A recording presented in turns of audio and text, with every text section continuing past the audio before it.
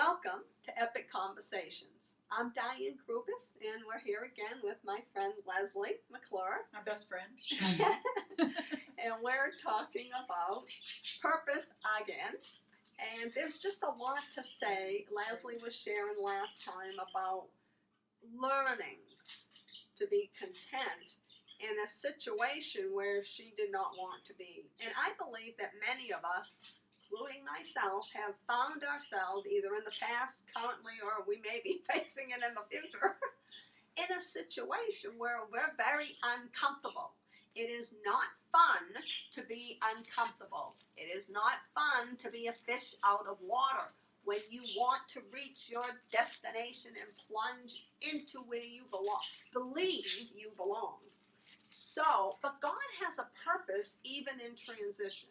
You know, we mentioned previously about the birth canal. There's a purpose to going through the birth canal.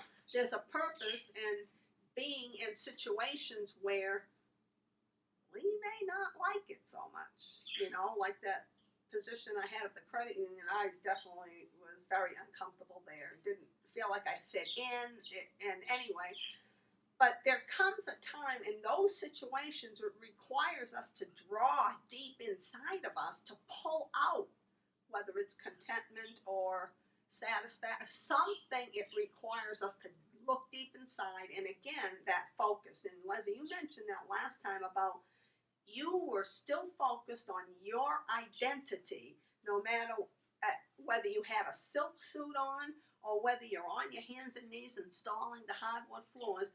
You focused on, you knew who you were, and you had a purpose. And it was a constant thing. It wasn't something that you knew automatically. Mm-hmm. It was, and it was funny because after 10 years of installing floors, and in that war, it was a war. It was a war in my flesh. It was a war with my boss. It was a war with the work I was doing. I was 40 years old. You know, I'd never done that kind of a stressful job. It's really kind of odd because you think I'm made delicate hands. What did you say in a previous show?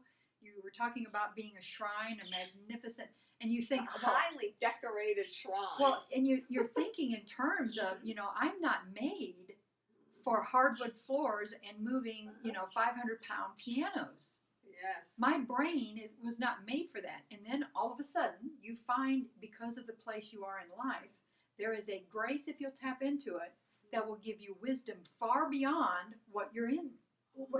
Mm-hmm. So I would find myself in 2007, when we split up into 3 different crews, that I would have to go onto a job by myself and figure out how do you move a 500-pound piano by yourself as a 130-something pound woman.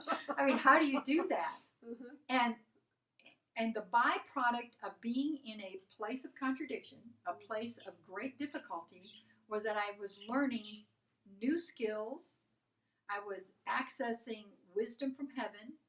I was doing things I'd never done before, and I was learning how to fix any problem. It didn't matter what the problem was. I never had that ability in natural life to think I could solve anything.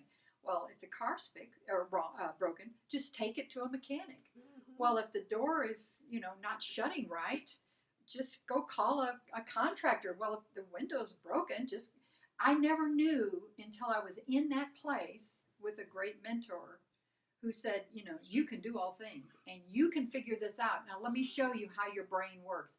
And he would take me through these things for one project that began to transition in my brain to other projects. Now I felt like I could walk into a party and I could fix anybody in the party. It wasn't about fixing your floor, your dryer, how to fix your bed because it was always squeaking, how to fix the floor that was always squeaking. I mean, logically I could figure those things out, but something kicked in my brain that all of a sudden I felt like I could fix anything. The confidence that I learned being in that place of contradiction. How do I take 80-pound boxes up 4 flights of stairs? I mean, there were things. How do you cut in, on the 4th floor? How do you cut floor on the 4th floor? I mean, how do you transition from this, type of a floor over to this type of floor and make it seamless where there was absolutely no need for a threshold. There were things that began to activate, and you don't even know until you're in a place of contradiction where you have to figure out how things work, whether it's people, whether it's places, whether it's things, whether it's your, numbers, that you can actually do it. Yes. And the grace of God comes in and makes you equal to every single task that you have. And it's a beautiful thing. It really is. But you have to be able to have faith and tap into it. Otherwise, you'll be frustrated. Yes. You'll be waiting for, but that's not my gift. That's not my talent. That's not what I was made for. No, you're absolutely made for every situation. And this is my confessions. I am equal to every situation and every person that I meet. I can do all things through Christ who strengthens me. There is nothing that is impossible to me because I believe. And God comes alongside that and absolutely loves it because now he's adding muscles you didn't even know you had. It's as if you have a whole different dimension. It's like when you're put in these situations, you needed to tap in. You have those skills in you. Well, and here's the thing. You didn't know. And here's the thing. It's like you crawl along the ground like a caterpillar, not knowing or even seeing that a butterfly is possible. Yes. But you enter into a cocoon. And the cocoon, you become this goo, and you become nothing. And there's nothing left of you. There's nothing left of the identity that you once had. But things start coming together and beginning to pair up. You get the wings that pair up. You get the legs that pair up. And then you go through that narrow opening in the cocoon that begins to force all the juices down through. When you pop out, you don't want to go down to becoming, a caterpillar crawling on the ground, but you didn't know when you were there what was possible. Yes. So awesome. if you can open your mind and say, I am a butterfly of some sort. That's the end result. The end result. The butterfly is the goal, the end result, the beautiful butterfly that flies and is free. Just keep pressing through. Press on. Keep pressing to that. Yeah. Awesome. Thank you. That's good. I like that. Well, we can talk more about this pressing part on the next time. We'll continue our discussion. So thank you again for joining us, and we look forward to seeing you next time and have an epic conversation this week.